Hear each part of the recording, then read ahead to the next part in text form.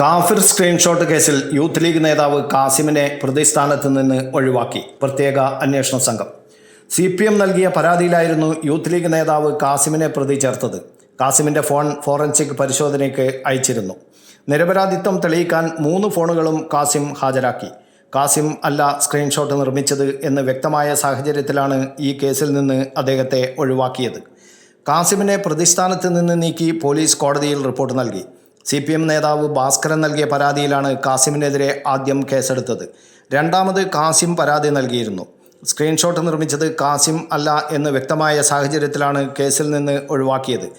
SIT അന്വേഷണത്തിലൂടെ അറസ്റ്റിലായ DYFI നേതാവ് ജിതിൻ ഭാസ്കർ നിലവിൽ റിമാൻഡിലാണ്. ജിതിൻ്റെ ജാമ്യാപേക്ഷ കോടതി നാളെ പരിഗണിക്കും. കേസിൽ മുൻകൂർ ജാമ്യം തേടി DYFI നേതാവ് റിബേഷ് രാമകൃഷ്ണനും കോടതിയെ സമീപിച്ചു. പ്രതി ചേർക്കപ്പെട്ടേക്കാമെന്ന സാഹചര്യത്തിലാണ് റിബേഷിൻ്റെ നീക്കം. 2024 ലോക്സഭാ തെരഞ്ഞെടുപ്പ് കാലത്താണ് കാഫിർ സ്ക്രീൻഷോട്ട് വിവാദം ഉയർന്നത്.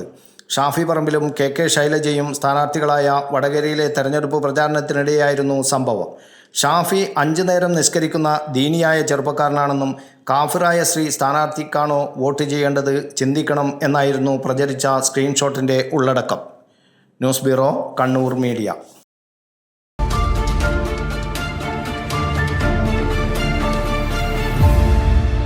വിവാഹ പർച്ചേസുകൾക്ക് കുറഞ്ഞ പണിക്കൂലിയിൽ സ്വർണം മുൻകൂട്ടി ബുക്ക് ചെയ്യാൻ അഡ്വാൻസ് ബുക്കിംഗ് സ്കീം. പണിക്കൂലിയിൽ 50% വരെ ഡിസ്കൗണ്ട് നേടാൻ മൈ ഗോൾഡ് സേവിംഗ് സ്കീം. പണിക്കൂലി ഒന്നുമില്ലാതെ സ്വർണ്ണാഭരണം സ്വന്തമാക്കാൻ ഗോൾഡൻ പട്ട് സ്കീം.